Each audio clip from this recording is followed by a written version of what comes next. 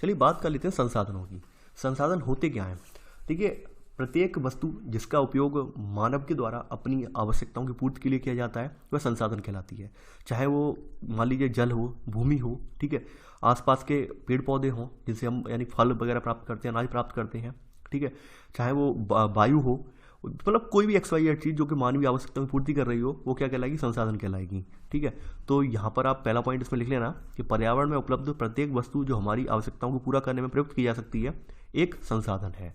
ठीक है, अब देखिए यहाँ पर जो पर्यावरण में जो उपलब्ध चीज़ें हैं उन्हें संसाधन कैसे बनाया जाए? उन्हें संसाधन तभी माना जा सकता है जब वो उन्हें उनको निकालने के लिए यानी उनको बाहर निकालने के लिए, उनको अपने उपयोग में लेने के लिए मानव एक उच्च लेवल की प्रौद्योगिकी का उपयोग करे, तभी तो उसके लिए उपयोगी होगी, वरना वो संसाधन तो बेकार माना जाएगा। ठीक है, यानी कि संसाधनों का उपयोग कब है? उपयोग तो तभी है जब हमारे पास उसके लिए उचित प्रौद्योगिकी हो। आपको एक कहानी याद दिलाता हूँ मैं कि जिस समय हमारे यहाँ मध्यकालीन आक्रमणकारी जब हमारे देश में आक्रमण कर रहे थे तो उन्हें नहीं मालूम था कि जिस देश से आ रहे हैं, यानी यहाँ मिडिल ईस्ट से जो निकल के जो आ रहे हैं वो लोग, कि उनकी धरती के नीचे इतना बहुमूल्य पदार्थ छुपा हुआ है कि उससे पूरी दुनिया का भविष्य बदल जाएगा, उन्हें नहीं पता था।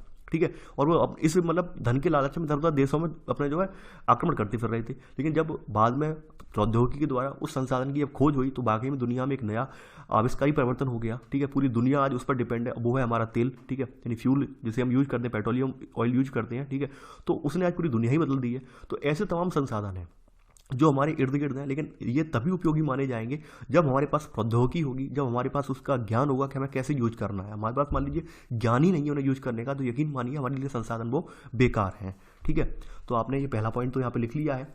अब यहाँ पर बात कर लेते हैं आगे।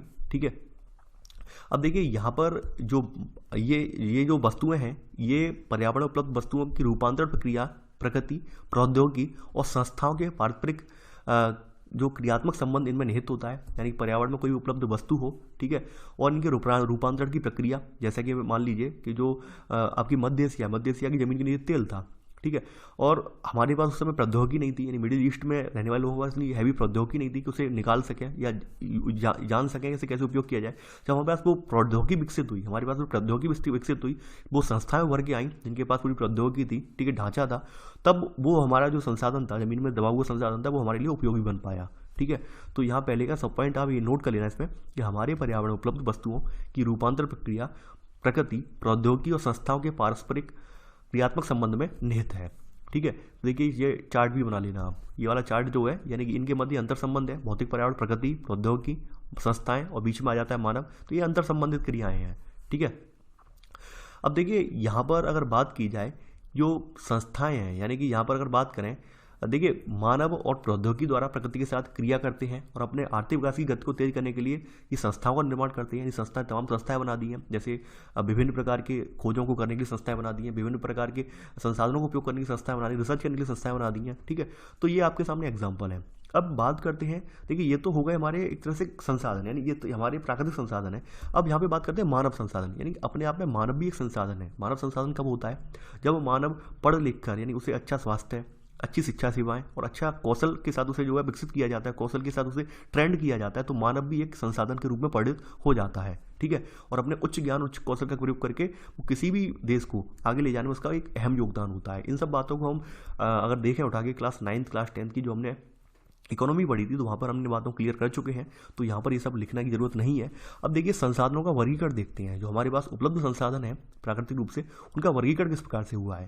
देखिए संसाधनों को हमने इन भागों में डिवाइड किया है। यहाँ पर आप चार्ट देख पा रहे होंगे ये वाला। ठीक है, यानी एक तरफ प्राकृतिक है, मानवीय है। प्राकृतिक में यहाँ पे संसाधन जो मानवीय वालों में आती हैं, संरचनाएं, संस्थाएं आती हैं, मानवीय मात्रा गुणवत्ता आती है। और प्राकृतिक में क्या क्या आता है? नवीकरण योग्य और अनवीकरण योग्य। नवीकरण योग में सतत अथवा प्रवाह यानी हमेशा चलने वाले। ठीक है, और जैव संसाधन आते हैं नवीकरण में, जैसे प्राकृतिक वनस्पति है, वन है, वन्य जीव है। ठीक है, अनवीकरण में कौन सी आती हैं? यानी जिनका हम चक्र नहीं कर सकते हैं। ठीक है, यहाँ पर कुछ ऐसी धातु हैं जिनका हम चक्र कर सकते हैं, तो ये अनवीकरणी में आते हैं। यानी कि ये अगर एक बार समाप्त हो जाए, नवीकरण का मतलब होता है तो इन्हें बनने में हजारों साल लग जाएंगे। ठीक है, कहने का मतलब ये होता है यहाँ पर। तो देखिए ये तो हमारा संसाधनों का वर्गीकरण था। अब देखिए यहाँ पर संसाधनों को हमने मूल रूप से जो है जो वर्गीकरण किया है वो उत्पत्ति के आधार पर किया है, समाप्यता के आधार पर किया है, स्वामित्व के आधार पर किया है और विकास के स्तर के। ये आपका भूगोलिक वर्गीकरण है। ठीक ठीक है। ये तो संसाधनों का वर्गीकरण था, यानी संसाधनों का एक स्टैंडर्ड वर्गीकरण था, और ये आपका भूगोल के स्तर पर वर्गीकरण इस प्रकार से होता है, ठीक है। और वो भूगोल के स्तर से जो वर्गीकरण है आपका, कि मानवीय भूगोल के स्तर से या फिर जो है वर्गीकरण, वो हमें देखना बहुत अत्यंत आवश्यक है। तो हम सबसे पहले देखते हैं कि संसाधनों के प्रकार कितने कितने हैं। तो आप अगली हेडिंग यहाँ पर आप डाल लेना यहाँ पर कि संसाधनों के प्रकार, ठीक है।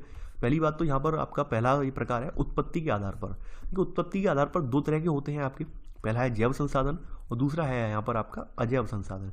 जैव संसाधन कौन से होते हैं, यानी इनमें आपका मनुष्य है, वनस्पति जाते हैं, प्राणी जाते हैं, यानी सभी सजीव जीव जो होते हैं वो सब जैव संसाधन है, चाहे वो पेड़ पौधे हों सजीव, ठीक है, चाहे मनुष्य हो या पशु पक्षी हो, ठीक है, जो भी सजीव है वो सब सजीव संसाधन, सजीव जो व्यक्ति है, ठीक है, वो सब जैव संसाधन में आते हैं। अजैव में कौन से आते हैं, यानी निर्जीव वस्तुएं जो होती हैं वो अजैव संसाधन कहलाती हैं, जैसे चट्टाने हैं, धातुएं हैं, ये अजैव संसाधन है, ठीक है। तो आप इसमें लिख लेना आप कि जैव संसाधन इनमें जीवन व्याप्त है, जैसे मनुष्य, ये, ठीक है, आदि, और ये यहाँ पर मैंने बता दिया है कि ये सारे संसाधन निर्जीव है, ये पूरा लिख लेना आप, ठीक है। अब अगली बात करते हैं यहाँ पर आपकी समाप्यता के आधार पर, यानी कौन से संसाधन है वो समाप्त हो जाएंगे या फिर नहीं होंगे। तो समाप्यता के आधार पर हमने कितने भागों में डिवाइड किया है। देखिए समाप्यता के आधार पर अगर हम देखें तो यहाँ पर दो तरह के हैं, यानी नवीकरण योग, यानी कि हम जिनका पुनः नवीकरण कर सकते हैं, पुनः उन्हें प्राप्त कर सकते हैं एक बार नष्ट हो जाने के बाद, और दूसरे होते हैं अनवीकरण योग, यानी कि जिन्हें एक बार नष्ट हो जाने पर, जिनके हजारों साल की प्रक्रिया द्वारा ये बनते हैं, ठीक है, यानी आसानी से हम इन्हें तो तत्काल प्राप्त नहीं कर सकते हैं, तो ये अनवीकरणीय योग संसाधन में रख दिए गए हैं। तो नवीकरण योग में कौन कौन से रखे गए हैं कि वे संसाधन जिन्हें हम भौतिक, रासायनिक और यांत्रिक प्रक्रियाओं द्वारा नवीकृत या पुनः उत्पन्न कर सकते हैं, इन्हें नवीकरण योग संसाधन, ठीक है, या पूर्ति योग संसाधन कहा जाता है। जैसे यहाँ पर सौर पवन ऊर्जा है, जल है, वन्य और वन्य जीवन है, ये आपके नवीकरण योग्य संसाधन है। अनवीकरण में क्या है कि इन संसाधनों का जो विकास होता है ये एक लंबे भूवैज्ञानिक अंतराल के तौर पर होता है, और एक बार ये नष्ट अगर हो जाए तो इन्हें बनने में हजारों साल की प्रक्रिया लग जाती है, ठीक है। तो ये यहाँ पर अनवीकरण में रखे गए, जैसे खनिज और जीवाश्म ईंधन, लिख लेना यहाँ तक, ठीक है। अब बात करते हैं अगले क्रम में, इसी क्रम में संसाधनों के प्रकार में तीसरा क्रम आपका आता है स्वामित्व के आधार पर, यानी स्वामित्व के आधार पर संसाधन कितने प्रकार के होते हैं। इस स्वामित्व के आधार पर पहला संसाधन तो आपका जो है वो है व्यक्तिगत संसाधन। व्यक्तिगत का मतलब होता है कि आज के मौजूदा दौर में हम सभी, यानी हम अपने देश के अंदर रहने वाले जितने भी व्यक्ति, हम सभी के पास जो जो चीज़ें हैं, जैसे मान लीजिए हम लोग कृषक लोग हैं, एक सामान्य परिवार से बिलोंग करते हैं, हमारे पास घर है अपना, ठीक है, मोटर गाड़ी वगैरह है, या फिर जो जो चीज़ें हैं जो हमारे लिए उपयोगी हैं, वो सब क्या है, वो हमारे निजी संसाधन है, ठीक है। ये संसाधन जो निजी होते हैं वो व्यक्तियों के स्वामित्व में भी होते हैं, ठीक है, और बहुत से किसानों के पास सरकार द्वारा आवंटित भूमि होती है, ये सब संसाधन ही है, ठीक है। आप जानते हैं संसाधन, व्यक्तिगत संसाधन आप ऑलरेडी देखते हैं आपके पास है भी है, ठीक है, यानी अभी आप जो वीडियो देख रहे हैं वो आपका मोबाइल जो है वो आपका व्यक्तिगत संसाधन है, ठीक है। हम इस तरह से वर्गीकृत भी कर सकते हैं ऐसे। तो आपने तीसरे का पहला सब पॉइंट आपने देख लिया है। चलिए आगे बढ़ते हैं, व्यक्तिगत संसाधन देख लिए। अब बात करते हैं दूसरे संसाधन जो आते हैं, वो आते हैं सामुदायिक स्वामित्व वाले संसाधन। सामुदायिक का मतलब क्या होता है, यानी इन संसाधनों में पूरे एक समुदाय का जो है यहाँ जो होता है, समुदाय का हिस्सा होता है, ठीक है, किसी एक व्यक्ति विशेष के ना होकर पूरे समुदाय का इन पर आधिपत्य होता है, पूरे समुदाय का स्वामित्व होता है, तो इन्हें समुदाय के संसाधन बोला गया है, समुदाय स्वामित्व वाले संसाधन बोला गया है। यानी कि ये संसाधन जो है वो समुदाय के सभी सदस्यों को उपलब्ध होते हैं। जैसे आपकी यहाँ पर गाँव की जो भूमि है, जैसे शामिलात भूमि, जिसमें जो ग्रेजिंग भूमि आती है, शमशान वाली भूमि आती है, तालाब वगैरह आते हैं, या फिर सार्वजनिक पार्क वगैरह है, पिकनिक स्थल वगैरह या खेल के मैदान है, ये सब आपके जो है सार्वजनिक स्वामित्व वाले संसाधन है, ठीक है। यानी कि एक नगर में रहने वाले, एक ग्राम में रहने वाले लगभग सभी लोग इसे यूज करते हैं। अब अगले संसाधन जो निकल के आते हैं हमारे, वो आते हैं राष्ट्रीय संसाधन। देखिए राष्ट्रीय संसाधन जो होते हैं ये देश में पाया जाने वाला हर संसाधन राष्ट्रीय संसाधन है, यानी तकनीकी तौर पर अगर कहा जाए तो देश में पाया जाने वाला हर संसाधन राष्ट्रीय संसाधन है। अब देखिए यहाँ पर एक बात याद रखने की जरूरत है, यहाँ पे मोस्ट इंपॉर्टेंट बात ये है, यहाँ पर जो निकल के आएगी, यानी सरकार को ये कानूनी अधिकार है कि वो किसी भी व्यक्ति से जब चाहे उसके जो व्यक्तिगत संसाधन है उनको अधिग्रहित कर सकती है। आप तभी तो देखते होंगे कि हाईवे वगैरह बनते हैं, या फिर कोई एक्सप्रेस वगैरह निकाला जाता है, या फिर कोई नई परियोजना लगाई जाती है, तो तत्काल किसानों को अधिग्रहण, भूमि अधिग्रहण कर लेते हैं, चाहे उनकी मर्जी हो या नहीं हो। डैम वगैरह बनते हैं, किसानों की भूमि का अधिग्रहण कर लिया गया, ठीक है। तो अगर देखा जाए तो पूरे देश में जितने भी संसाधन, चाहे व्यक्तिगत हो, सामुदायिक स्वामित्व वाले हो, सरकार जब चाहे तो उन्हें अपने अंडर में ले सकती है, ठीक है। और आप तमाम बार इसका एग्जाम्पल भी देख चुके हैं। तो हम ये नहीं कह सकते हैं कि ये सरकार के दायरे में नहीं, ये सरकार के सब दायरे में, देश के अंदर रहने वाले जितने भी संसाधन हैं सब सरकार के दायरे में। अगर कल सरकार ये चाहे कि हम 4G बंद करना चाहते हैं, 4G बिल्कुल नहीं चलेगा, तो 4G वाकई में नहीं चलेगा, ठीक है। यानी सरकार जो चाहेगी वही होगा, ठीक है। तो लिख लेना आप यहाँ पर कि तकनीकी तौर पर देश में पाए जाने वाले सारे संसाधन राष्ट्रीय हैं, इसी में सब पॉइंट कि देश की सरकार को कानूनी अधिकार है कि वह व्यक्तिगत संसाधनों को भी आम जनता के हित में अधिग्रहित कर सकती है। ठीक है, यानी आम जनता के हित के लिए ऐसे हाईवे वगैरह बनते हैं।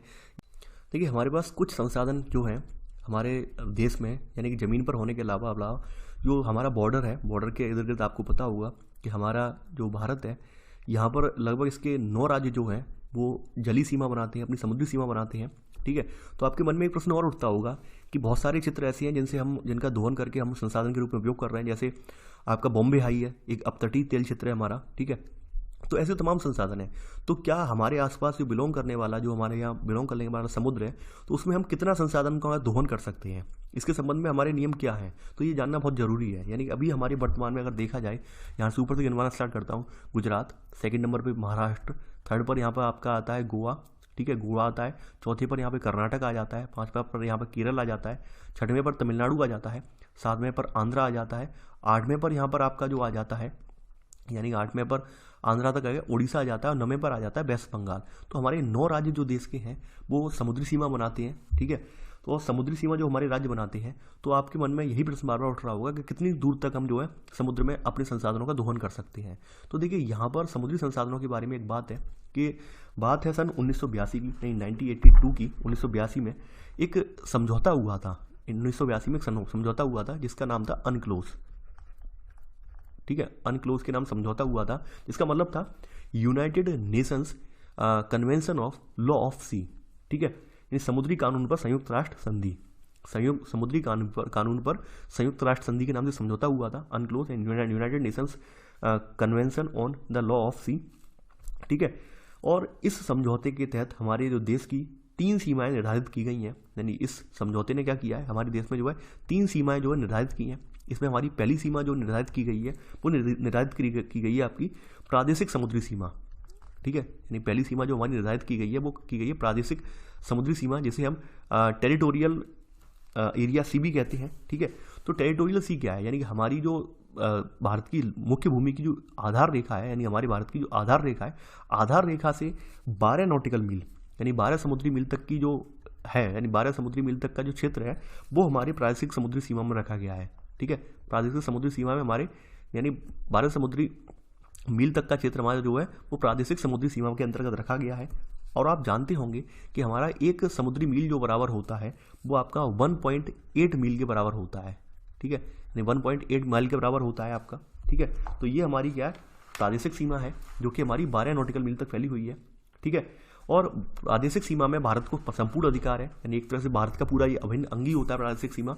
ठीक है, अब दूसरी सीमा आती है इसके बाद, प्रादेशिक सीमा के बाद दूसरी सीमा वाला क्षेत्र आता है आपका संलग्न क्षेत्र। ठीक है, संलग्न क्षेत्र के नाम से इसे जानते हैं। संलग्न क्षेत्र में भारत का क्या रोल है, या भारत की सीमा संलग्न क्षेत्र में कितनी है। संलग्न क्षेत्र में भारत की जो सीमा है, बॉर्डर है, वो 24 समुद्री मील तक है। ठीक है, यानी 24 नॉटिकल NM लिख दे रहा हूँ, नॉटिकल मील 24 नॉटिकल मील तक है। तो 24 नॉटिकल मील तक भारत को क्या क्या अधिकार दिए गए हैं। पहली बात तो ये है, यहाँ पर साफ सफाई का अधिकार है। ये समुद्र में आप देखते होंगे कचरा वगैरह ज़्यादा ना फैले, इसके लिए साफ सफाई का अधिकार दिया गया है यहाँ पर। दूसरा अधिकार इसमें ये दिया गया है कि यहाँ पर आप जो सीमा शुल्क है, यानी बाहर से आने वाले जो जहाज वगैरह आए अन्य देशों से, तो उनका पर सीमा शुल्क आप इसके भीतर वसूल कर सकते हैं। यानी कोई भी विदेशी जहाज अगर आपकी सीमा में प्रवेश करता है, यानी कि आपकी संलग्न क्षेत्र या फिर अविच्छिन्न क्षेत्र के नाम से जानी जाती है सीमा, ये इसमें प्रवेश करता है तो उसे आपको देश का शुल्क चुकाना ही पड़ेगा, सीमा शुल्क चुकाना ही पड़ेगा। तीसरा, इसमें आपको वित्तीय अधिकार भी इन्हें दिया गया। वित्तीय अधिकार से संबंधित ये है कि यहाँ पर ये तमाम तरह के लेन देन होते हैं, खरीदारियाँ जो होती हैं इसी के अंतर्गत करते हैं, इसी अपनी सीमा के अंदर रह के करते हैं। अब देखिए अगला इसमें क्षेत्र इनका जो आता है वो आता है अनन्य आर्थिक क्षेत्र। ठीक है, तीसरा अगला क्षेत्र इसमें जो आता है इनका, यानी कि अनक्लोज संधि के तहत इनका अगला क्षेत्र जो था वो था अनन्य आर्थिक क्षेत्र। ठीक है, अनन्य आर्थिक क्षेत्र के नाम से जाना जाता है। तो अनन्य आर्थिक क्षेत्र को हम यहाँ पर कहते हैं एक्सक्लूसिव इकोनॉमिक जोन, यानी एक्सक्लूसिव इकोनॉमिक जोन के नाम से भी इसे जाना जाता है। ठीक है, इकोनॉमिक EZ लिख दे रहा हूँ, इकोनॉमिक जोन के नाम से जाना जाता है।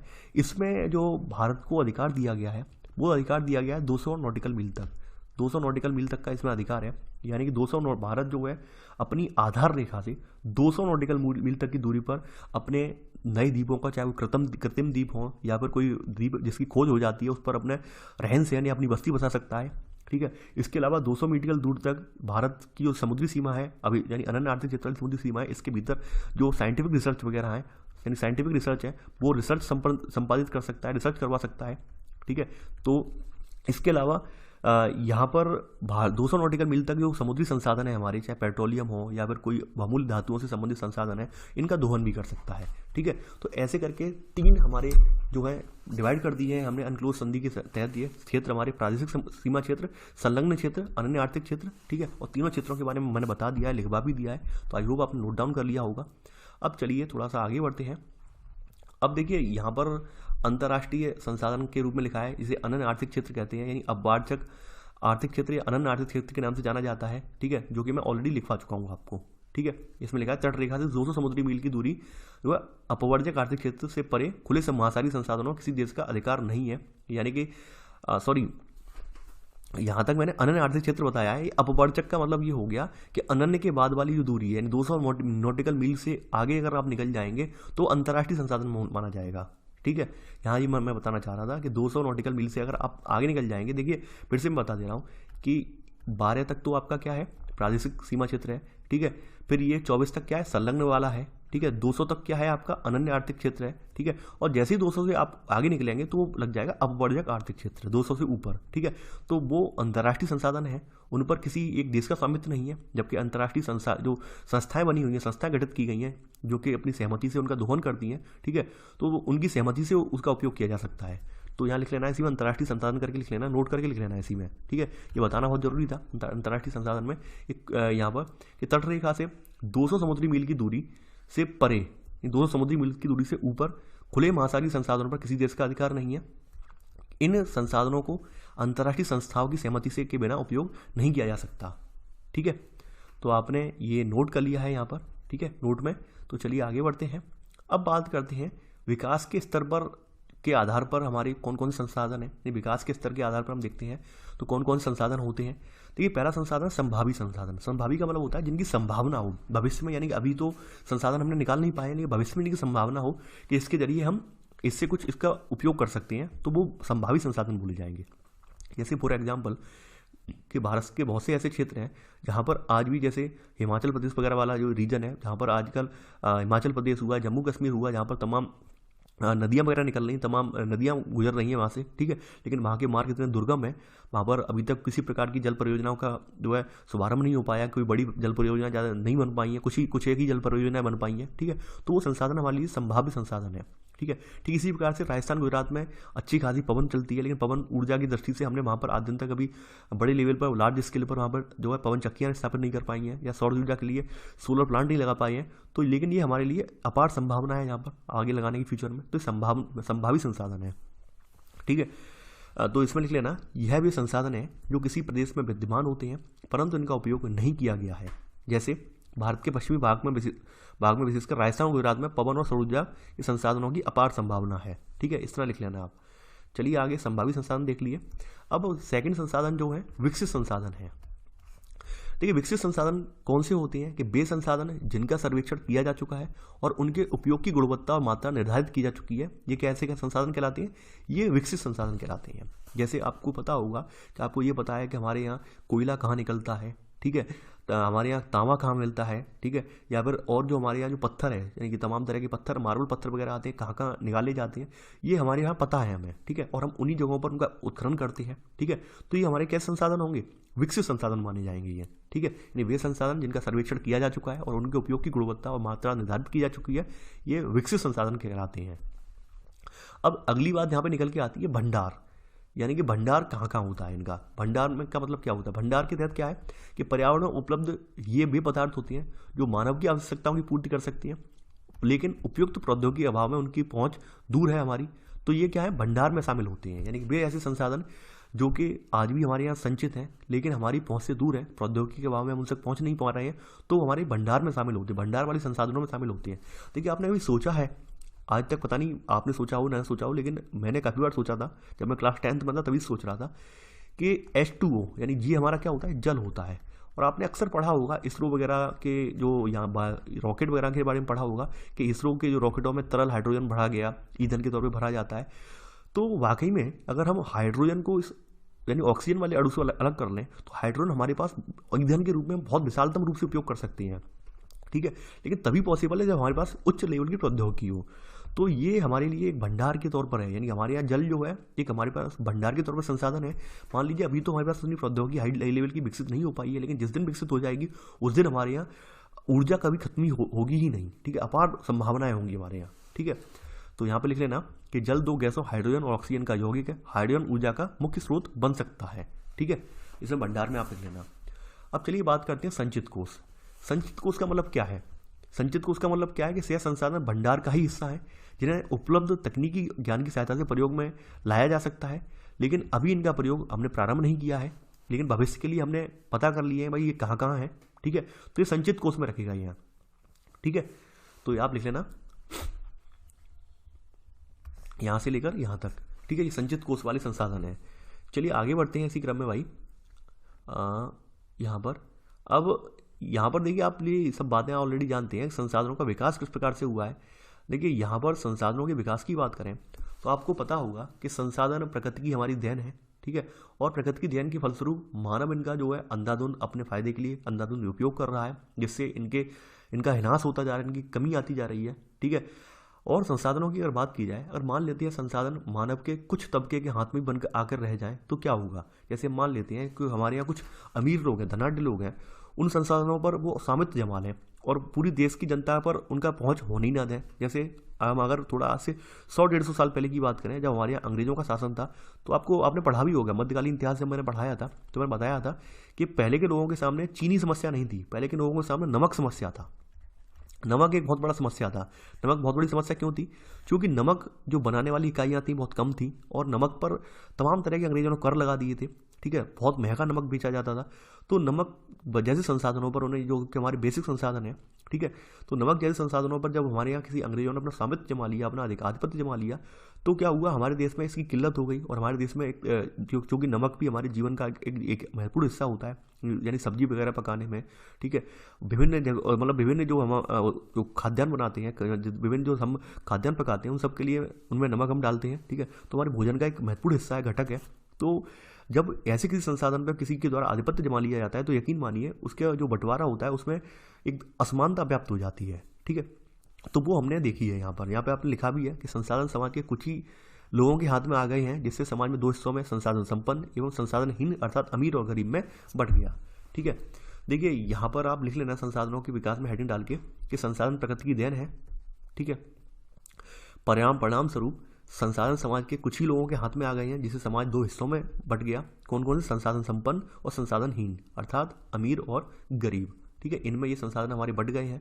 अब बात करते हैं, देखिए संसाधनों की, इसी में ही सेकंड सब पॉइंट, कि संसाधनों के जो अंधाधुंध शोषण से हमारा क्या हुआ है कि जो वैश्विक पारिस्थितिक संकट पैदा हो गया है, जैसे भूमंडलीय तापन हो गया, ग्लोबल वार्मिंग, ओजोन परत अपक्षय, पर्यावरण प्रदूषित हो रहा है और भूमि निम्नीकरण, ये सब समस्याएं हमें देखने को मिल रही हैं, ठीक है, संसाधनों के अत्यधिक दोहन से।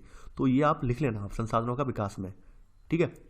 अब चलिए बात करते हैं हमारे यहाँ कुछ ऐसे लोग भी अस्तित्व में आए हैं, ठीक है, जो कि हमारे सतत पोषणीय विकास को परिलक्षित करने के उद्देश्य से इन्होंने तमाम तरह के कन्वेंशंस किए, तमाम तरह की संधियाँ बनाई हैं, ठीक है। यानी संसाधनों का समाज में न्यायसंगत बंटवारा आवश्यक हो, ठीक है। इसके लिए कुछ लोग हमारे यहाँ निकल के आए, कुछ संस्थाएं हमारे यहाँ उभर के सामने आई हैं, ठीक है। अगर संसाधनों का सही रूप में बंटवारा नहीं होगा तो यकीन मानिए तो देश में एक भारी असमानता व्याप्त हो जाएगी, ठीक है। तो देखिए यहाँ पर आप लिखेंगे सतत अस्तित्व सही अर्थ में सतत पोषणीय विकास का ही एक हिस्सा है। इसी में सब पॉइंट करके लिख लेना कि सतत पोषणीय आर्थिक विकास का अर्थ है कि विकास पर्यावरण को बिना नुकसान पहुँचाए हो और वर्तमान विकास की प्रक्रिया भविष्य की पीढ़ियों की आवश्यकता की अवहेलना ना करे, ठीक है। सतत पोषणीय विकास की परिभाषा यही कहती है कि सतत पोषणीय विकास के तहत क्या हो, पर्यावरण को हम कोई नुकसान ना पहुंचाएं और वर्तमान विकास की प्रक्रिया में हम जो अपने संसाधनों का उपयोग कर रहे हों तो वो संसाधन हम भविष्य के लिए भी बचा के रखें, भविष्य की आने वाली पीढ़ियों के लिए भी हम बचा के रखें, उनकी अवहेलना ना करें, ठीक है। तो ये हमारा सतत विकास का यही है, सतत पोषणीय विकास का यही जो है अर्थ है, यही हमारा आयाम है इसका, ठीक है। अब देखिए सतत पोषणीय विकास को ध्यान में रखते हुए यहाँ पर कुछ चीज़ों के बारे में जैसे कन्वेंशंस हुए हैं, जैसे एक आपका सम्मेलन हुआ था इसी में ही, इसमें नोट करके अब आप लिखेंगे ये एक सम्मेलन हुआ है हमारा रियो डी जेनेरियो पृथ्वी सम्मेलन 1992 में, ठीक है। तो रियो डी जेनेरियो जो ये जगह है ये ब्राज़ील में है, ब्राज़ील का शहर है रियो डी जेनेरियो, ठीक है। तो ये प्रथम यहाँ पर अंतर्राष्ट्रीय पृथ्वी सम्मेलन यहाँ पे हुआ था 1992 में, ठीक है। तो आप यहाँ पर नोट करेंगे, नोट में ही हेडिंग डालनी होगी कि ब्राज़ील के शहर रियो डी जेनेरियो में प्रथम अंतर्राष्ट्रीय पृथ्वी सम्मेलन का आयोजन हुआ। ठीक है, 1992 में प्रथम राष्ट्रीय पृथ्वी सम्मेलन का आयोजन हुआ। ठीक है, और इसी में सब पॉइंट रख लेना कि इस आयोजन यानी कि इसका आयोजन विश्व स्तर पर उभरते हुए पर्यावरण संरक्षण और सामाजिक आर्थिक विकास की समस्याओं को हल ढूंढने के लिए किया गया था। अगर आपसे पूछा जाए कि रियो डी जेनेरियो सम्मेलन का आयोजन का उद्देश्य क्या था, तो आप बता देंगे कि तमाम तरह के जो पर्यावरण से संबंधित मुद्दे उठ रहे थे, पर्यावरण से संबंधित समस्याएं थी, यहाँ पे सामाजिक आर्थिक विकास के तमाम पहलू थे, उन पर समस्याओं का हल ढूंढने के लिए ये सम्मेलन आयोजित किया गया था। ठीक है, अब यहाँ पर जो नेता थे, इसमें सब पॉइंट लिख लेना, इसमें एकत्रित नेताओं ने एक घोषणा पत्र पर हस्ताक्षर भी किए थे। एकत्रित नेताओं ने भूमंडलीय जलवायु परिवर्तन और जैविक विविधता पर एक घोषणा पत्र पर हस्ताक्षर किया। यानी इन लोगों ने जो है ग्लोबल वार्मिंग के संबंध में और बायोडाइवर्सिटी को बचाने के लिए जो है एक घोषणा पत्र पर हस्ताक्षर भी किया था। ये ध्यान रखना, भूमंडलीय तापन का मतलब होता है ग्लोबल वार्मिंग और जैविक विविधता का मतलब बायोडाइवर्सिटी। ठीक है, यानी कि जैविक विविधता जो हमारे यहाँ पशु पक्षियों में, पेड़ पौधों में विभिन्नता पाई जाती है, ठीक है, वो व्याप्त रहे, उसे हम बायोडाइवर्सिटी में रखते हैं। ठीक है, तो इसको बचाने के लिए इन्होंने इन घोषणा पत्रों पर हस्ताक्षर किए थे। और यहाँ पर रियो सम्मेलन में 21वीं सदी के लिए एक एजेंडा 21 को भी यहाँ पे अपनाया गया था। ठीक है, यहाँ पर आप इसमें लिख लेना कि इस सम्मेलन में भूमंडलीय वन सिद्धांत फॉरेस्ट प्रिंसिपल की सहमति जताई और 21वीं शताब्दी में सतत पोषणीय विकास के लिए एजेंडा 21 को स्वीकृति प्रदान की। ठीक है, एजेंडा 21 को भी इन्होंने स्वीकृति प्रदान की। देखिए एजेंडा 21 क्या था? एजेंडा 21 का जो मुख्य उद्देश्य यही था, क्या था कि इसका उद्देश्य यही था कि प्रत्येक स्थानीय निकाय अपना स्थानीय एजेंडा 21 तैयार करे। यानी कि प्रत्येक स्थानीय निकाय अपने आसपास मौजूद संसाधनों का इस प्रकार से बंटवारा करे कि वो सभी की पहुंच में हो। ठीक है, और उनसे पर्यावरण को कोई नुकसान ना हो, पर्यावरण का उनसे दोहन ना हो। तो ये एजेंडा 21 कहता है। ठीक है, जिस पर तमाम जो संयुक्त राष्ट्र के राष्ट्राध्यक्ष थे, इन्होंने स्वीकृति प्रदान की थी। तो यही आपका एजेंडा 21 इसमें अपनाया गया था। ये अक्सर पूछा जाता है कि एजेंडा 21 को किस में अपनाया गया। रियो डी जेनेरियो सम्मेलन 1992 में एजेंडा 21 को अपनाया गया था।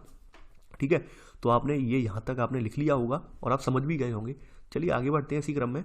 अब बात करते हैं संसाधनों का नियोजन। संसाधनों का नियोजन किस प्रकार से किया गया है। ठीक है, नियोजन के स्तर पर हम जान लेते हैं। ठीक है, देखिए संसाधन के नियोजन में आप पता है कि हमारा देश विविधताओं से भरा हुआ देश है। कोई भी संसाधन हमारे यहाँ एक जगह उपलब्ध नहीं है, बिखरे हुए संसाधन है। जैसे फॉर एग्जाम्पल हम बात कर लेते हैं, यानी हम जम्मू कश्मीर से लेकर कन्याकुमारी तक बात करें। ठीक है, कन्याकुमारी तक बात करें तो हर जगह विविधता देखने को मिलेगी आपको। ठीक है, यानी किसी राज्य में जो संसाधन, जैसे हमारे यहाँ थार का डेजर्ट है, थार के डेजर्ट में सूरज की रोशनी अच्छी खासी मिल जाती है, सूर्य का प्रकाश अच्छा खासा मिलता है, तो वहाँ पर सौर ऊर्जा की अपार संभावनाएं हैं। ठीक है, थोड़ा सा बात करें, थोड़ा नीचे हम चलें, अगर हम देखें आपके मध्य प्रदेश वगैरह में, छत्तीसगढ़ में, झारखंड में, ठीक है, तो यहाँ पर आज भी ऐसे कोयला क्षेत्र हैं जिनसे हमारे देश में प्रचुर मात्रा में कोयला की आपूर्ति होती है। ठीक है, वहीं नीचे कर्नाटक साइड में, थोड़ा ऊपर कर्नाटक साइड में बढ़े, इधर बढ़े, जहाँ पर यहाँ पर जो है लोहे का खनन किया जाता है। ठीक है, लोहे के अयस्क वगैरह निकाले जाते हैं, तो उससे भी हमारे देश में तमाम जो हमारी आर्थिक गतिविधियों को संचालित करने के लिए मशीनरी बनाने की आवश्यकता होती है, उनके लिए उसकी अत्यंत आवश्यकता होती है। ठीक है, तो अगर ये सब चीज़ें जो हैं हमारे यहाँ किसी एक जगह मौजूद नहीं है, भिन्न भिन्न राज्यों में मौजूद है। ठीक है, तो इन सब में अगर एक सामंजस्य नहीं होगा, यानी देश के अंदर इन सब संसाधनों को निकालने के लिए सरकारों के मध्य सामंजस्य नहीं होगा, तो यकीन मानिए हम किसी भी संसाधन का अच्छे ढंग से उपयोग कर ही नहीं पाएंगे और वो हमारे लिए एक संसाधन बन ही नहीं पाएगा। तो इसके लिए ज़रूरी है कुछ नियम, कुछ कानून बनाए जाए जिसके तहत हम संसाधनों का सही ढंग में, ठीक है, पर्यावरण को बिना नुकसान पहुँचाए अच्छे से उपयोग कर सकें। ठीक है, तो ये संसाधनों का नियोजन कहलाएगा। तो यहाँ पर लिखना कुछ नहीं था, बस समझना था, वो मैंने आपको समझा दिया। चलिए आगे बढ़ते हैं। अब भारत में संसाधन का नियोजन, ठीक है, नहीं भारत में संसाधनों का नियोजन किस प्रकार से किया गया है वो भी हम जान लेते हैं। ठीक है, देखिए भारत में संसाधन के नियोजन के संदर्भ में क्या था कि स्वाधीनता जैसी 1947 की आज़ादी के बाद भारत में संसाधन नियोजन के उद्देश्य की पूर्ति के लिए जो पहली पंचवर्षीय योजना आई थी, इसमें ही प्रयास किए गए थे। ठीक है, पहली पंचवर्षीय योजना में ही ये ड्राफ्ट तैयार कर दिया गया था कि हमें भारत में मौजूद संसाधनों का किस प्रकार से उपयोग करना है, कैसे उनका उत्खनन करना है, कैसे उन जो नवीन पद्धतियों का प्रयोग करके उन्हें मानवीय उपयोग में लाना है, मानव के विकास के लिए उन्हें लेकर आना है। ठीक है, तो हमने पहली पंचवर्षीय योजना में ही ये चीज़ें क्लियर कर दी थी। ठीक है, तो यहाँ पर आप लिख लेना, ये लाइन यहाँ से यहाँ तक लिख लेना आप। ठीक है, आगे बढ़ते हैं इसमें। अब बात करते हैं यहाँ पर देखिए, हम अगर अपने जो औपनिवेशिक काल रहा है, तो औपनिवेशिक काल की ही आप विशेषता ये जानते होंगे कि तमाम जो आक्रमणकारी थे, तमाम जो आक्रमणकारी थे, वो हमारे देश में इसी वजह से खींचे चले आए कि उन्हें मालूम था हमारा देश जो प्राचीन काल से एक संपन्न देश रहा है, सोने की चिड़िया कहा जाता था, यानी हमारे यहाँ अपार संभावना, अपार संसाधन थे हमारे यहाँ, ठीक है। तो इस वजह से तमाम आक्रमणकारी जो हमारे देश में खींचे चले आए, ठीक है। चूंकि उस समय तक हमारे यहाँ पूरे देश में जो है इस प्रकार की उच्च लेवल की टेक्नोलॉजी नहीं थी, उच्च लेवल की टेक्नोलॉजी के अलावा हमारे यहाँ एक सामंजस्य का अभाव था, हमारे यहाँ लोगों के मध्य जो है एक अच्छा कोऑर्डिनेशन जिसे बोलना चाहिए, कोऑर्डिनेशन नहीं था। इस वजह से उन्होंने हमें लोगों ने चूना लगाया, यानी कि हमारे यहाँ से तमाम चीज़ें लूट ले गए। जैसे अंग्रेजों का ही एग्जाम्पल ले लें, अगर हमारे यहाँ वाकई में हमारा देश संगठित होता, एक होता, तो क्या अंग्रेज हमारे यहाँ से तमाम संसाधनों का दोहन करके ले जा पाते? नहीं ले जा पाते। तो ये सब चीज़ें बातें हैं, वही बातें इसमें लिखी गई हैं, ठीक है। यानी कि यहाँ पर आप अगली इसमें पॉइंट लिख लेना है इसमें कि संसाधन किसी प्रदेश के विकास में तभी योगदान दे सकते हैं जब वहाँ उपयुक्त प्रौद्योगिकी विकास और संस्थागत परिवर्तन किए जाएं, तभी ये मतलब किसी देश के विकास में योगदान प्रदान कर सकते हैं, ठीक है। आगे बढ़ते हैं। अब देखिए यहाँ पर एक लाइन है, यहाँ पर अगला बात करते हैं संसाधनों का संरक्षण, ठीक है।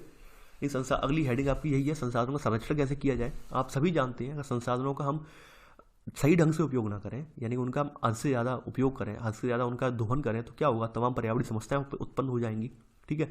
तो हमें संसाधनों का इस प्रकार से उपयोग करना है कि हमारी जो वर्तमान आवश्यकताएं वो भी उनकी भी पूर्ति हो जाए और हमारा भविष्य भी सुरक्षित रहे, ठीक है। तो इसके बारे में गांधी जी ने कुछ अपने विचार दिए हैं, वो मैं आपको बिल्कुल लिखवाऊंगा। वो इसलिए लिखवाऊंगा कि ये जो विचार हैं, अगर आप ये लाइन अगर आप यूपीएससी मेंस एग्जाम में लिख के आएंगे तो यकीन मानिए एग्जामिनर इसे देख के वाकई में प्रसन्न हो जाएगा और आपको इसमें पूरे नंबर भी दे देगा, क्योंकि क्योटेशन के रूप में लिखा जाए, क्योट के रूप में लिखा जाएगा ये कि इसने गांधी जी ने हमारे जो है यहाँ पे वक्तव्य दिया है कि हमारे पास हर व्यक्ति की आवश्यकता की पूर्ति के लिए बहुत कुछ है, लेकिन किसी के लालच की संतुष्टि के लिए हमारे यहाँ कुछ नहीं है। अर्थात हमारे पास जो पेट भरने के लिए बहुत है, लेकिन पेटी भरने के लिए हमारे देश में कुछ नहीं है। ये हकीकत बात है।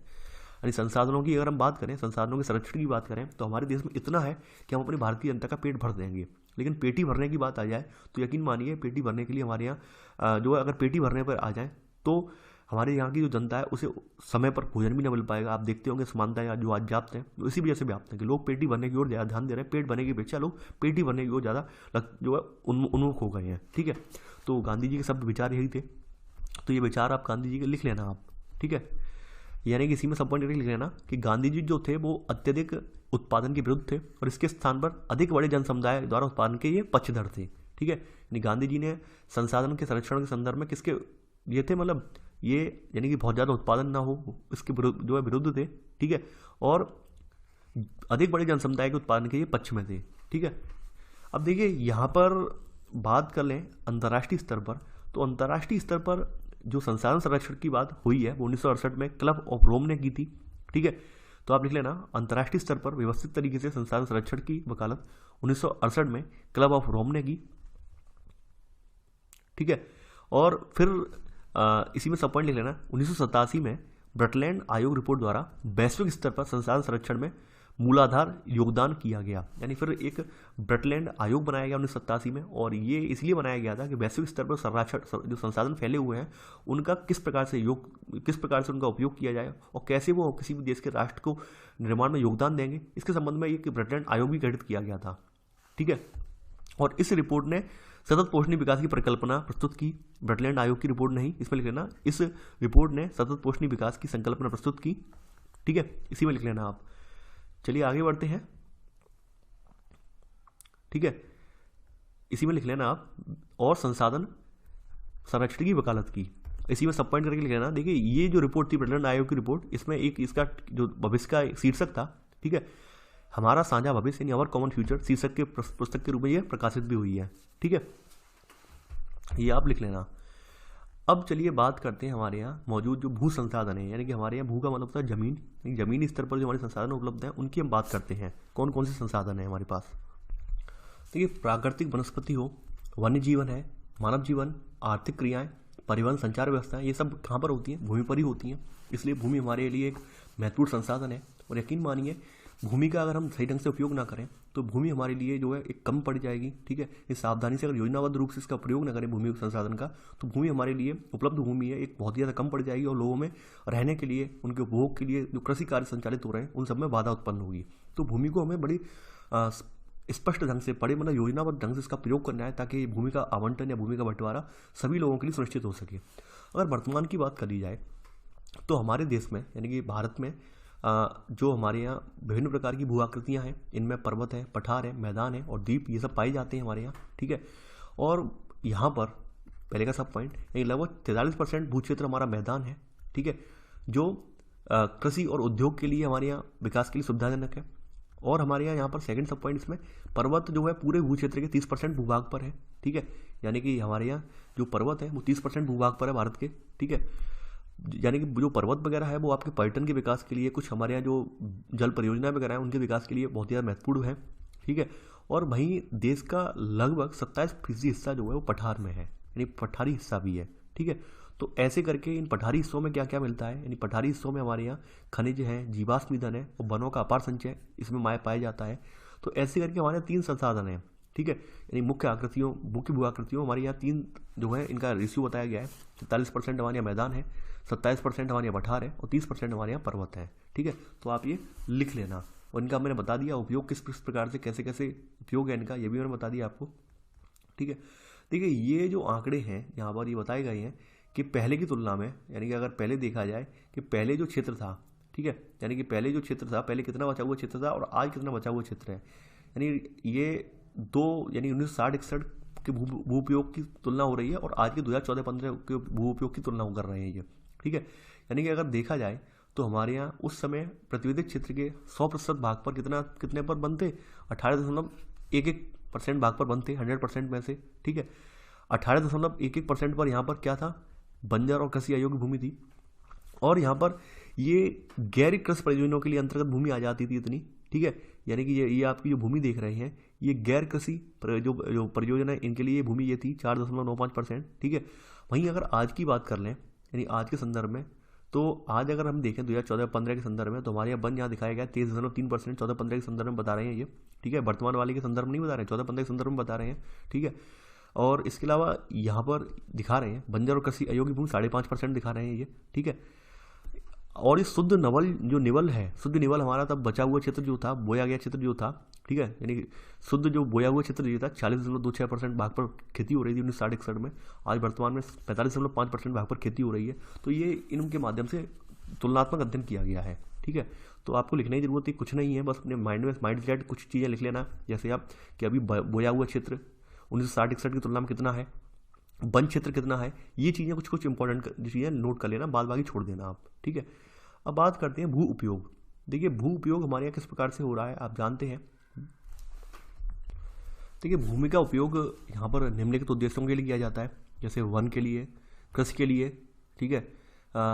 इसके अलावा पड़ती भूमि के अतिरिक्त अन्य कृषि की अयोग्य भूमि होती है, ठीक है, इसमें उपयोग किया जाता है, जैसे चरगाही वगैरह बनाने के लिए, पब्लिक प्रॉपर्टी जैसे पार्क वगैरह बनाने के लिए, ठीक है, इन सब के लिए उपयोग किया जाता है। पड़ती भूमि कुछ होती है, पड़ती भूमि यहाँ पर यानी कि 1 वर्ष या उससे कम समय के लिए खेती नहीं की गई हो वहाँ पर, ठीक है, खाली पड़ा रहा हो वो, यानी कुछ समय खेती करके हमने खाली छोड़ दिया, पड़ती भूमि बोली जाती है, ठीक है।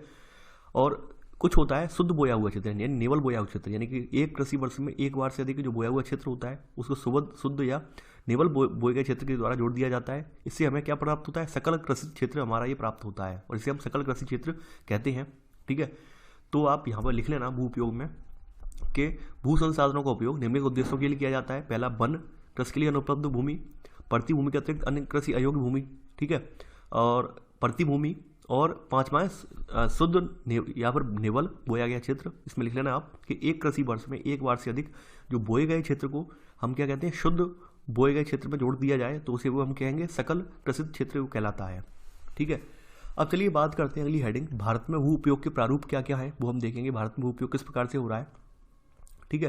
देखिए आप सभी को पता है कि हमारे देश में जो है पूरा देश विविधताओं से भरा हुआ देश है। हमारे देश की जलवायु एक जैसी नहीं है, मिट्टियाँ एक जैसी नहीं है, ठीक है। इसके अलावा मानवीय जनसंख्या का भी हमारे यहाँ जो पृथ्वी का उच्च यानी कि हमारे जो धरातल का उच्च होने की वजह से कहीं पर जनसंख्या घनत्व तो अधिक है, कहीं पर कम है, ठीक है। तो ये सब चीज़ें क्या है हमारे यहाँ भू उपयोग को जो है भिन्न भिन्न प्रदर्शित करती हैं, भिन्न भिन्न तरीके से प्रदर्शित करती हैं, भिन्न भिन्न आवंटनों को प्रदर्शित करती हैं, ठीक है। अगर बात करें तो भारत के कुल क्षेत्रफल की, तो भारत के कुल क्षेत्रफल जो है हमारा 32.8 लाख वर्ग किलोमीटर है, लेकिन इसके 93% भाग के ही भू उपयोग के आंकड़े हमारे पास उपलब्ध हैं। तो यह पहला पॉइंट आप लिख लेना कि भारत के कुल भौगोलिक क्षेत्रफल यानी 32.8 लाख वर्ग किलोमीटर है, लेकिन इसके हमारे पास 93% भाग के ही भू उपयोग के आंकड़े उपलब्ध हैं। रीज़न क्या है? क्योंकि पूर्वोत्तर प्रांतों में असम को छोड़कर अन्य प्रांतों के सूचित क्षेत्र के बारे में जानकारी अभी पर्याप्त नहीं है। ठीक है, जानकारी अभी भी उपलब्ध नहीं है। ठीक है, और इसी में सेकंड सब पॉइंट लिख लेना। इसके अलावा हमारे कुछ क्षेत्र जो है जम्मू एंड कश्मीर में है, जैसे पीओके है, पाक अधिकृत कश्मीर, चीन अधिकृत क्षेत्र कुछ है, तो उनका भी सर्वेक्षण अब तक नहीं हुआ है। इसलिए हमारे पास मौजूदा दौर में 32.8 लाख किलोमीटर का केवल 93% भाग ही 93% हिस्सा ही हम यूज कर पा रहे हैं। बाद बाकी 7% हिस्सा हमारा दबा हुआ मान सकते हैं वैसे। ठीक है, ये कहने की कोशिश की जा रही है इसमें। तो चलिए आगे बढ़ बात करते हैं। ठीक है, अब यहाँ पे पहला पॉइंट लिख लिया। इसके अलावा आपका जो शुद्ध बोए के क्षेत्र में अगर शामिल कर लिया जाए तो भारत का कुल जो सूचित क्षेत्र जो है वो 54% हिस्सा है, इस पर अभी खेती की जाती है। ठीक है, तो आप सेकंड पॉइंट लिख लेना कि भारत के कुल सूचित क्षेत्र के लगभग 54% हिस्से पर ही खेती हो सकती है। ठीक है, सेकंड पॉइंट में लिख लेना। अब बात करते हैं, यानी अगर खेती के प्रतिशत की भी बात करें, शुद्ध बोए हुए क्षेत्र के प्रतिशत की भी बात करें, तो इसमें राज्यवार भी विभिन्नता है। जैसे पंजाब हरियाणा में लगभग 80% भूमि पर खेती की जाती है। वहीं अगर हम पूर्वोत्तर के राज्य देख लें और या फिर जो आपके द्वीपीय अपने राज्य देख लें, केंद्रशासित प्रदेश देख लें, तो वहाँ पर 10% से भी कम क्षेत्र बोया जाता है, क्योंकि वहाँ पहाड़ वगैरह हैं। ठीक है, और वहाँ पे मौसम की विषमताओं की वजह से वहाँ खेती पॉसिबल ज़्यादा नहीं हो पाई है। ठीक है, पहाड़ वगैरह होने की वजह से और मौसम की विषमताएँ हो रहती हैं, तो यह इसमें भी डिफरेंस हमें देखने को मिलेगा। ठीक है, तो यहाँ पर थर्ड पॉइंट में लिख लेना कि शुद्ध बोए गए क्षेत्र के का प्रतिशत भी विभिन्न राज्यों में भिन्न भिन्न है। इसी में सब पॉइंट, ये पंजाब और हरियाणा में 80% भूमि पर खेती होती है। ठीक है, वहीं अरुणाचल प्रदेश, मिजोरम, मणिपुर और अंडमान निकोबार द्वीप समूह में 10% से भी कम क्षेत्र जो है बोया जाता है, ये लिख लेना आप। ठीक है, देखिए यहाँ पर हमारे देश में एक राष्ट्रीय वन नीति आई थी 1952 में। इसमें ये कहा गया था कि हमारे देश में जो वनों के अंतर्गत 33% भौगोलिक क्षेत्र वांछित है, यानी इतना क्षेत्र तो होना ही होना चाहिए। ठीक है, यानी इससे कम नहीं होना चाहिए वन। हमारे यहाँ जो राष्ट्रीय वन नीति आई थी 1952 में, इसमें ये कहा गया था कि हमारे यहाँ वनों के अंतर्गत 33% भौगोलिक क्षेत्र वांछित होना ही चाहिए। ठीक है, इससे कम नहीं होना चाहिए।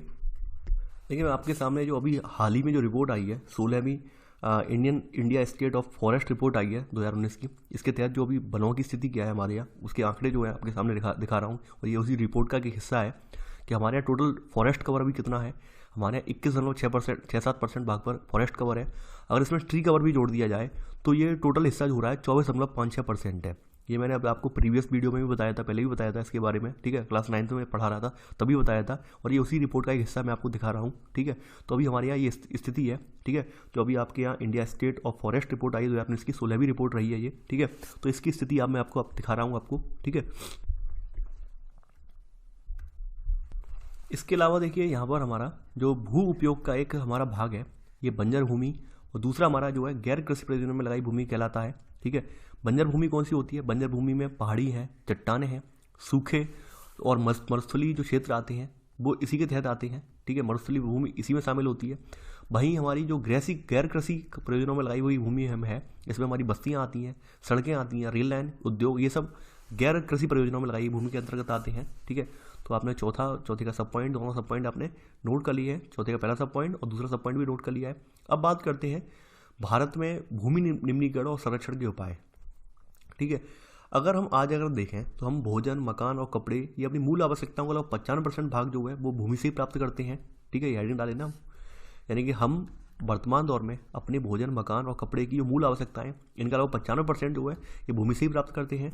और इस समय की स्थिति देखी है वर्तमान की, तो वर्तमान में भारत में लगभग 13 करोड़ हेक्टेयर भूमि निम्नीकृत है।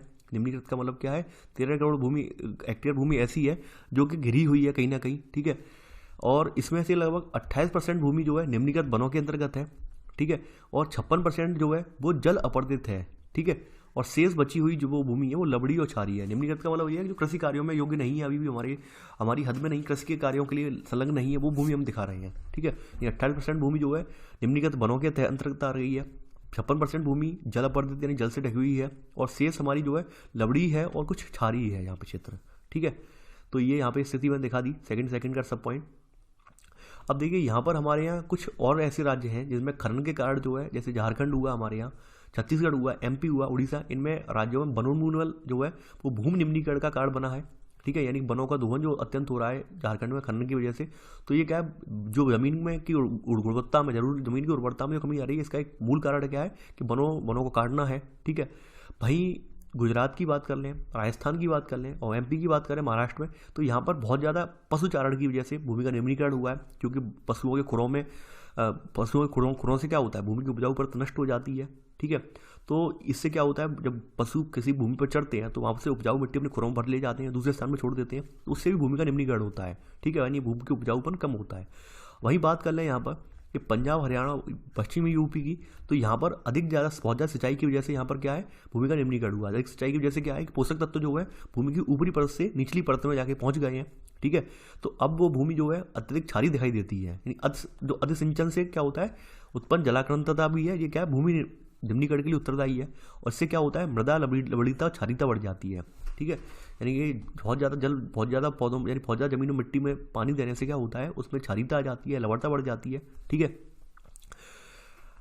आगे देखते हैं हम इसी में ही। ठीक है, यानी कि जो आज की अति जल क्रांतता है, इससे क्या होता है, इससे परती भूमि जो है परत भूमि पे जम जाती है और इसलिए जो मृदा को जल सोखने की प्रक्रिया है ये अवरुद्ध हो जाती है।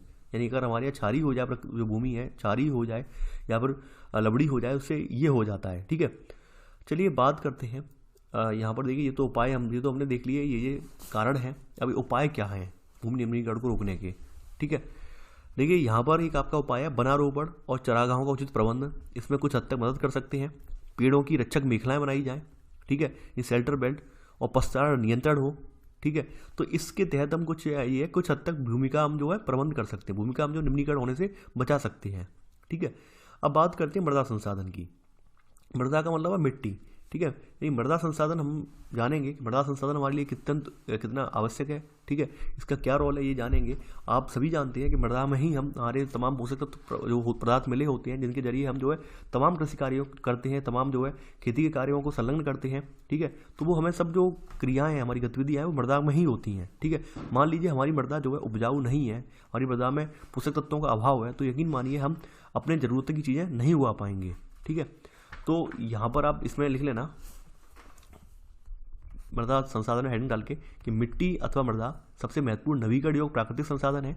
ठीक है, और मृदा एक जीवन तंत्र है। जीवन तंत्र का मतलब क्या है कि इसमें भी मौजूद तमाम तरह के बैक्टीरिया वगैरह जो होते हैं वो फसलों की वृद्धि में योगदान देते हैं, इसलिए इसे जीवन तंत्र की संज्ञा दी गई है। ठीक है, ये आपने लिख लिया होगा। अब देखिए, मृदा को यहाँ 4 स्तर में डिवाइड किया गया है। अब ये तो पढ़ चुके हैं। स्तर ए ऊपरी मृदा, ठीक है, स्तर बी, ठीक है, इससे नीचे इसमें बालू, घास, सिल्ट, मिट्टी वगैरह आ जाती है, मृतिका यानी बारीक महीन कण भी आ जाते हैं। अधः स्तरीय अपच्छेद आधारी चट्टानें आ जाती हैं। फिर ठीक है, फिर नीचे जो है अपच्छेद आधारी चट्टानें आ जाती हैं नीचे। ऐसे करके 4 स्तरों में डिवाइड की गई है। आप ऑलरेडी पढ़ चुके हैं, बार बार मैं लिखवाऊंगा नहीं यहाँ पर।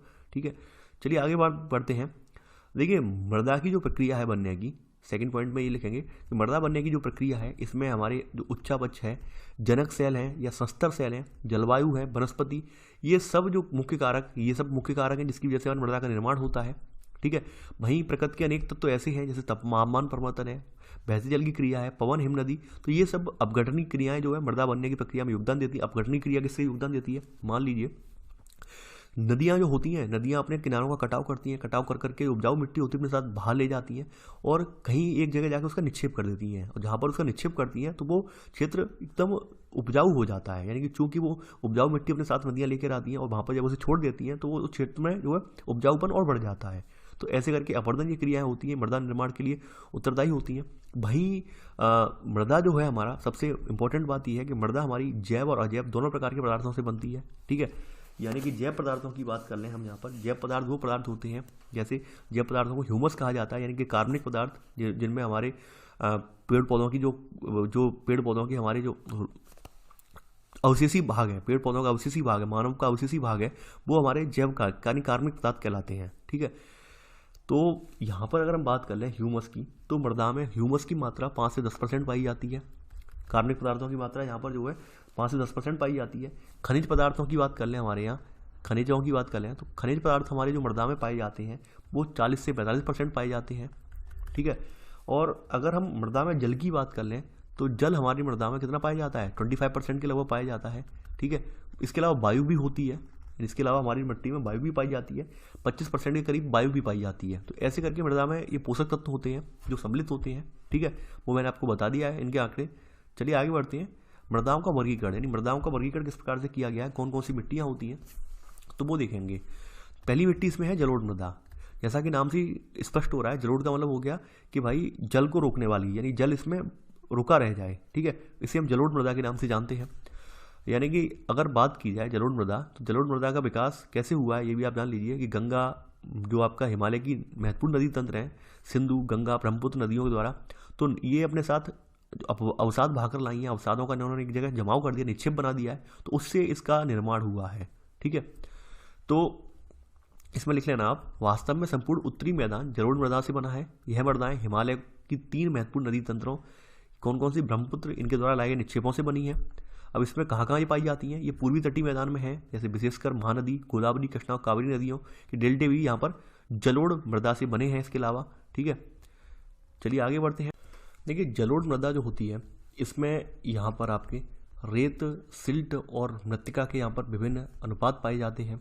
इसके अलावा ये कहाँ कहाँ पाई जाती हैं ये भी मैं बता चुका हूँ ऑलरेडी, ठीक है। इसके अलावा देखिए कुछ क्षेत्र होते हैं नदी घाटी के, जैसे मैंने बताया था भावर, तराई, बांगर, खादर क्षेत्र जो है, इनमें भी ये मृदा पाई जाती है, ठीक है। यानी नदी घाटी के ऊपरी भाग में इनके समीप मोटे कड़ वाली मृदाएं पाई जाती हैं, ठीक है। और ये मृदाएं जो है पर्वती की तलहटी में बने मैदान, जो ऐसे चो क्षेत्र जिन्हें कहते हैं या तराई बोलते हैं, यहाँ पर भी ये मृदाएं पाई जाती हैं, ठीक है। तो ये लिखना नहीं है, समझना है केवल। सबसे बड़ी बात ये है यहाँ पर कि कणों के आकार या घटकों के अलावा ये मृदाओं की पहचान उनकी आयु से भी होती है। और हम आयु की बात करें तो आयु के आधार पर जलोढ़ मृदा को अपने 2 भागों में डिवाइड कर लिया है। पुराना जलोढ़ जिसे बांगर कहते हैं और नया जलोढ़ जिसे खादर कहते हैं, ठीक है। अब अगली बात करते हैं, चौथा पॉइंट। देखिए बांगर मृदा में जो है कंकड़ ग्रंथियों की मात्रा ज़्यादा होती है।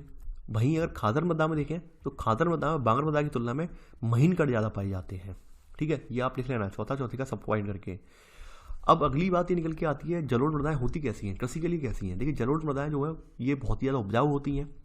इनमें पोटास, फास्फोरस और ये चूना युक्त होती हैं, जो कि गन्ना, चावल, गेहूं और अन्य अनाजों की दलहन फसलों के लिए उपयुक्त ये बनाती हैं, ठीक है। लिख लेना आप कि जलोढ़ मृदाएं बहुत उपजाऊ होती हैं, ठीक है। जलोढ़ मृदाएं पोटास, फास्फोरस, चूना युक्त होती हैं, जो इसको गन्ना, चावल, गेहूं और अन्य अनाजों और दलहनी फसलों की खेती के लिए उपयुक्त बनाती हैं। अधिक उपजाऊपन की वजह से ही यहाँ पर सबसे ज़्यादा गहन कृषि जलोढ़ मृदा के क्षेत्रों में ही की जाती है, ये भी आप लिख लेना। और सबसे ज़्यादा जनसंख्या जो कवरेज है वो भी यहाँ पर सबसे ज़्यादा अधिक है, जनसंख्या घनत्व भी यहाँ पर सबसे ज़्यादा अधिक है, ये पूरा नोट कर लेना आप, ठीक है। चलिए अब बात करते हैं जलोढ़ के बाद अगली मृदा जो आती है काली मिट्टी, ठीक है। देखिए काली मिट्टी का रंग काला होता है और इन्हें हम रेगुर मृदा भी कहते हैं, यानी काली मिट्टी को रेगुर मृदा भी कहा जाता है। और काली मिट्टी जो होती है वो कपास की खेती के लिए अत्यंत उपयोगी मानी जाती है, ठीक है। सब पॉइंट लिख लेना, काली मृदा कपास की खेती के लिए उचित समझी जाती है। और काली कपास जो है मृदा के नाम से भी जाना जाता है, ठीक है। और काली कपास मृदा के नाम से भी जाना जाता है ये, ठीक है, ये आपने लिख लिया होगा। देखिए ये जो मृदाएं हैं इस प्रकार की, ये हमारे कहाँ मिलती हैं। देखिए ये काली मिट्टी का निर्माण कैसे होता है, काली मिट्टी का निर्माण होता है जो लावा होता है, लावा का ठंडे हो जाने के बाद लावा की जो निकला हुआ लावा है जब सतह पर जम जाता है, ठंडा हो जाता है और जब वो अपक्षयित हो जाता है, ठीक है, उसके फलस्वरूप काली मिट्टी का निर्माण होता है। तो इस प्रकार की जो मिट्टियाँ हैं वो दक्कन के पठार में, जो बेसाल्ट पठार है, ठीक है, यानी लावा से बना हुआ पठार है पूरा, तो उसमें पाई जाती हैं। लावा के क्षेत्र में उत्तर पश्चिम भागों में पाई जाती हैं। और लावा लिखा है यहाँ पे, और लावा जनक सैलों से बनी है ये, ठीक है, लिख लिया होगा आपने। अगला पॉइंट, सेकंड पॉइंट, सेकंड का सब पॉइंट यहाँ लिखेंगे। देखिए ये मृदाएं कहाँ कहाँ पाई जाती हैं, ये महाराष्ट्र में पाई जाती हैं, सौराष्ट्र में पाई जाती हैं, मालवा, MP, छत्तीसगढ़ के पठार में पाई जाती हैं और दक्षिण पूर्वी दिशा में, ठीक है, गोदावरी और कृष्णा घाटियों तक फैली हैं, ठीक है। थर्ड पॉइंट नोट कर लेना। देखिए काली मृदा जो है बहुत महीन कणों अर्थात मृत्तिका से बनी है और इनकी नमी धारण करने की क्षमता जो होती है वो बहुत अधिक होती है, ठीक है। इसके अलावा यहाँ पे बात करें, इनमें कुछ पोषक तत्व भी पाए जाते हैं, जैसे यहाँ पर ये मृदाएं कैल्शियम कार्बोनेट, मैग्नीशियम, पोटास और चूने जैसे पौष्टिक तत्वों से परिपूर्ण है। लेकिन इनमें अभाव किस बात का होता है, इनमें फॉस्फोरस की मात्रा कम होती है, ये बहुत इंपॉर्टेंट है। यानी पूछा जाता है, काफ़ी बार पूछा गया है कि कौन सी मृदा में फॉस्फोरस की मात्रा का अभाव होता है, तो आप बता देंगे काली मृदा या रेगुर मृदा में फॉस्फोरस का अभाव होता है। दूसरी बात यह है कि आपको मैंने बताया था ये इनमें मृत्तिका की मात्रा ज़्यादा पाई जाती है, यानी कि ये हल्का सा इनमें पानी पड़ते ही महीन कण होते हैं जो चिपचिपे हो जाते हैं, बहुत ही ज़्यादा चिपचिपी हो जाती है ये। और वहीं जैसे थोड़ा सा धूप निकले, थोड़ा सा धूप निकलने पर या फिर सूखा पड़ने पर एकदम चटक भी जाती है, इस तरह के खेत हो जाते हैं। आप देख पा रहे हैं ये काली मिट्टी वाला खेत है, एकदम चटक जाता है दूर दूर तक, ठीक है, आप देखते होंगे टीवी वगैरह में, तो वो इन्हीं खेतों के को दिखाया जाता है। तो 5वां पॉइंट नोट कर लेना, गर्म और शुष्क मौसम में इन मृदाओं में गहरी दरारें पड़ जाती हैं, जिससे इनमें अच्छी तरह वायु मिश्रण हो जाता है। ठीक है, आगे बात करते हैं। देखिए यहाँ पर दरारें पड़ने की वजह से क्या होता है ना, जोतना बहुत मुश्किल होता है, तो इसलिए किसान क्या करते हैं, हल्की सी बारिश के दौरान इन्हें जोत लेते हैं, क्योंकि अगर ज़्यादा गीली हो जाएंगी तो बहुत चिपचिपी हो जाती हैं ये। ठीक है, तो इन्हें के लिए बहुत विशेष ख्याल रखना पड़ता है। अगली मृदा आपकी जो है वो है थर्ड जो है मृदा आपकी, ये है लाल और पीली मृदा। ये कहाँ कहाँ पाई जाती है? देखिए लाल और पीली मृदा जो है ये भारत की दूसरी प्रमुख मृदा है, और इसका विकास जो हुआ है, ये मृदा जो है दक्कन पठार के पूर्व और दक्षिणी हिस्सों में रवेदार आग्नेय चट्टानों पर कम वर्षा वाले क्षेत्रों में विकसित हुई है ये। ठीक है, ये लिख लेना आप। ये अभी मूलतः आपकी मृदाएं जो हैं ये उड़ीसा, छत्तीसगढ़, मध्य गंगा के मैदान, दक्षिणी छोर और पश्चिमी घाट के पहाड़ी पथ पर पाई जाती हैं। ठीक है, देखिए इन मृदाओं का जो लाल रंग होता है वो रवेदार आग्नेय और रूपांतरित चट्टानों में लौह धातु के प्रसार की वजह से होता है, लौह धातु की मिश्रण की वजह से होता है। ठीक है, वहीं इनका जो पीला रंग जो होता है, पीला रंग इसमें जल योजन के कारण होता है, यानी जल के जमाव के कारण इनका रंग पीला होता है, लाल पीला। ठीक है, लोहे की वजह से लाल और जल के जमाव की वजह से इनका जो रंग है, जल योजन की वजह से क्या होता है, इनका रंग कैसा हो जाता है, यानी पीला हो जाता है। ठीक है, अब देखिए यहाँ पर ये मृदाएं जो है लाल मृदा, तो लाल मृदा में किस किस की खेती की जाती है? लाल मृदा में बाजरा, मूंगफली, आलू की खेती के लिए उपयोगी है। ठीक है, ये लिख लेना आप कि लाल मृदा जो है ऊंची भूमियों पर, लाल मृदा की ऊंची भूमियां हैं उन पर बाजरा, मूंगफली और आलू की खेती के लिए उपयोगी है। और वहीं इनकी जो निम्न भूमियां हैं इनमें चावल, रागी, तंबाकू और सब्जियां, ये आदि इन सब की खेती की जाती है। ठीक है, अब चलिए अगली मृदा जो आपकी आती है, ये आपकी आती है लेटेराइट मृदा। अगली मृदा आप डाल लेना, चौथा पॉइंट, लेटेराइट मृदा। देखिए लेटेराइट शब्द जो है ये ग्रीक भाषा के शब्द लेटर से लिया गया है। इसका अर्थ होता है ईंट। इसका अर्थ क्या है? ईंट। इस मिट्टी का विकास जो है उन क्षेत्रों में होता है जहाँ पर तापमान बहुत ज़्यादा हाई रहता है और वर्षा भी अच्छी खासी होती है, ऊंची होती है, तो इसे हम लेटेराइट मृदा के नाम से जानते हैं। ठीक है, तो आप यहाँ पर लिख लेना पहला पॉइंट कि लेटेराइट मृदा का निर्माण उष्णकटिबंधीय तथा उपोष्णकटिबंधीय जलवायु क्षेत्रों में आर्द्र तथा शुष्क ऋतुओं के एक के बाद एक आने के कारण होता है। ठीक है, देखिए सबसे बड़ी बात इस मृदा की, लेटेराइट मृदा की सबसे इंपॉर्टेंट फैक्ट क्या है? इंपॉर्टेंट फैक्ट क्या है?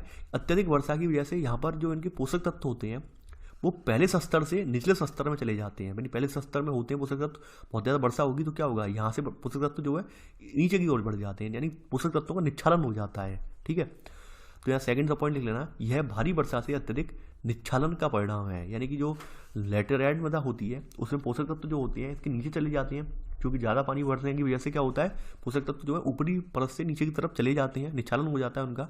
ठीक है, वहीं लेटेराइट मृदा में अम्लीयता की बात करें, यानी अधिकतर ये गहरी और अम्लीय कितनी होती है? pH 6.0 के करीब अम्लीय होती है ये। ठीक है, और इनमें सभी प्रकार के पौधों के पोषक तत्वों की कमी होती है इनमें। ठीक है, ये नोट कर लेना सेकंड का सब पॉइंट। अब बात करते हैं ये मृदा कहाँ कहाँ पाई जाती है। ठीक है, ये जो मृदा है ये दक्षिणी राज्यों, महाराष्ट्र के पश्चिमी घाट क्षेत्रों, उड़ीसा, पश्चिम बंगाल के कुछ भागों में और उत्तर पूर्वी प्रदेशों में पाई जाती हैं। ठीक है, देखिए यहाँ पर इस मिट्टी में जो पर्णपाती जो है पत्ते गिराने वाले सहवार वन मिलते हैं, वहाँ पर इनमें ह्यूमस यानी जैव पदार्थ जो है, कार्बनिक पदार्थ भी पाया जाता है। ठीक है, ये लिख लेना आप चौथा पॉइंट आप। चलिए आगे बढ़ते हैं हम। ठीक है, अब देखिए यहाँ पर जो ये मृदा है यानी कि लेटेराइट मृदा है, इन मृदा में यहाँ पर जो है कर्नाटक, केरल और तमिलनाडु में चाय, कॉफ़ी ये सब उगाई जाती हैं। ठीक है, वहीं आपकी तमिलनाडु, आंध्र प्रदेश और केरल की लाल लेटेराइट मृदा जो है वो काजू की फसल के लिए बहुत ज़्यादा इंपॉर्टेंट होती है। ये पूछा भी जाता है अक्सर, काजू की फसल के लिए कौन सी मिट्टी उपयोगी होती है, तो आप बता देंगे लेटेराइट मृदा काजू की फसल के लिए बहुत ज़्यादा उपयोगी होती है। ठीक है, अब देखिए अगली मृदा जो आपकी आती है, ये आती है अगली मृदा आपकी आती है मरुस्थलीय मृदा। आप सभी जानते हैं कि मरुस्थलीय मृदा कैसी होती हैं। मरुस्थलीय मृदाओं का जो रंग होता है, देखिए अब आपका चार तो आपने कवर कर लिए हैं, चार तरह की मिट्टियाँ देख ली हैं, अब आपकी पांचवी मिट्टी है मरुस्थलीय मृदा। ठीक है, तो इनका रंग कैसा होता है? ये लाल और भूरा होता है और ये आमतौर पर रेतीली और लवड़ी होती हैं।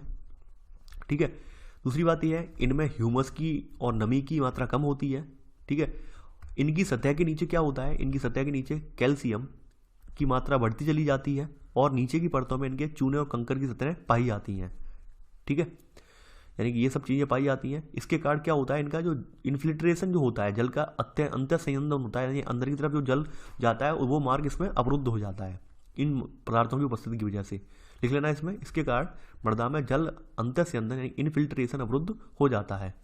ठीक है, देखिए इन्हें तभी उपयोग में लाया जा सकता है कि जब सही प्रकार से इन पर खेती की जाए, या ड्रिप सिंचाई वगैरह से खेती की जाए, या अच्छी और उन्नत तकनीकों से खेती की जाए, तभी यहाँ पर जो है खेती पॉसिबल है मरुस्थलीय मृदा में, जैसे राजस्थान में हो भी रहा है आजकल। अब अगली मृदा जो आती है, आपने 5वीं मृदा तक देख ली है, 6वीं मृदा आपकी जो आती है वन मृदा, यानी वनों में पाई जाने वाली मिट्टी। ठीक है, ये मिट्टी कैसी है, यानी ये मृदाएं जो है ये आमतौर पर पहाड़ी और पर्वतीय क्षेत्रों में पाई जाती हैं, जहाँ पर्याप्त वर्षा वन उपलब्ध है। ठीक है, देखिए नदी घाटियों में ये मृदाएं जो होती हैं, ये मृदाएं दोमट और सिल्कदार होती हैं, लेकिन ऊपरी ढालों पर इनका गठन मोटे कणों के द्वारा होता है, ध्यान रखना है ये आप लोग। ठीक है, देखिए हिमालय के हिमाच्छादित क्षेत्रों में अगर इन मृदाओं की बात कर लें, वन मृदा की, तो वहाँ पर इनका बहुत अधिक अपर्दन होता है, और वहाँ ये एसिडिक यानी अधसिलिक या एसिडिक और ह्यूमस रहित होती है, यानी कि इनमें वहाँ पर जैव पदार्थ जो है, जैव कार्बनिक पदार्थ ये नहीं पाए जाते हैं वहाँ पर। ये वन मृदा की बात बता रहा हूँ। ठीक है, और वहीं अगर नदी घाटियों के निचले क्षेत्रों की बात कर लें, तो निचले क्षेत्रों में ये मृदाएं बहुत ज़्यादा उपजाऊ होती हैं, क्योंकि वहाँ पर जो नदी घाटियों का जो क्षेत्र है, वहाँ पर तमाम तरह के निक्षेप लाके इकट्ठे हो जाते हैं, निक्षेप इकट्ठे हो जाते हैं, इसलिए वहाँ पर ये उपजाऊ हो जाती हैं। ठीक है, ये वन मृदा की विशेषता थी। अब बात करते हैं हम, अगली हेडिंग आपकी जो है ये है मृदा अपर्दन और संरक्षण, यानी मृदा का कैसे करके अपर्दन से रोका जाए और कैसे संरक्षण किया जाए। ठीक है, देखिए मृदा के जो कटाव और उसके भाव की प्रक्रिया है, इसे हम मृदा अपर्दन के नाम से जानते हैं। काफ़ी बार क्या है, मृदा अपर्दन जो है मानवीय क्रियाओं जैसे वनोन्मूलन है, बहुत ज़्यादा पशुचारण है, निर्माण है, खनन, इससे इन सब से इनका अपर्दन होता है मृदा का, यानी कि इनका संतुलन बिगड़ जाता है। ठीक है, इसलिए ना, परंतु मानवीय क्रियाओं जैसे वनोन्मूलन, अति पशुचारण, निर्माण और खनन इत्यादि से कई बार यह संतुलन भंग हो जाता है। ठीक है, आगे बढ़ते हैं। अब देखिए यहाँ पर बात की जाए, जो आपका बहता हुआ जल है ये मृत्तिका युक्त मृदाओं को काटते हुए गहरी वाहिकाएं बनाता है, जिन्हें हम अवनालिकाएं कहते हैं। यानी कि जो बहता हुआ, मान लीजिए कहीं नदी से बह रही है, इस तरह से नदी बहती जा रही है, तो क्या होता है, आपने देखा होगा नदी धीरे धीरे नीचे तरफ गहरी होती जाएगी, चौड़ी होती चली जाएगी, तो एक नली टाइप बन जाती है, गहरी नली बन जाती है, जिन्हें हम क्या कहते हैं, अवनालिका कहते हैं।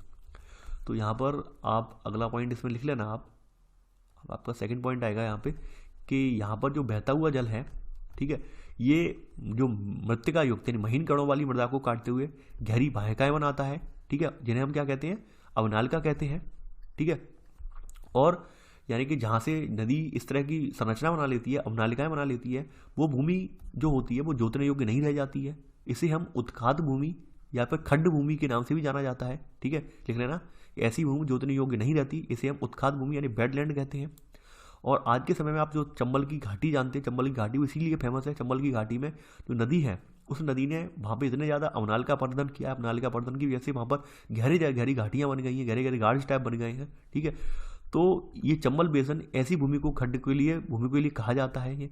ठीक है, और यहाँ पर जो है खेती बढ़ाई असंभव दुष्कर हो जाती है यहाँ पे करना। ठीक है, ये आपने लिख लिया होगा। आगे बढ़ते हैं हम यहाँ पर,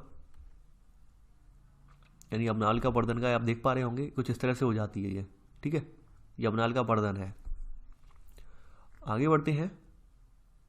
अब देखिए यहाँ पर कई बार क्या होता है कि कई बार जो जल है हमारा विस्तृत क्षेत्र को ढके हुए ढाल के साथ साथ नीचे की ओर बहता है। ठीक है, और ऐसी स्थिति में क्या होता है, इस क्षेत्र की ऊपरी मृदा घुलकर जल के साथ बह जाती है, इसे हम चादर अपर्दन, ठीक है, यानी सीट इरोजन के नाम से जानते हैं।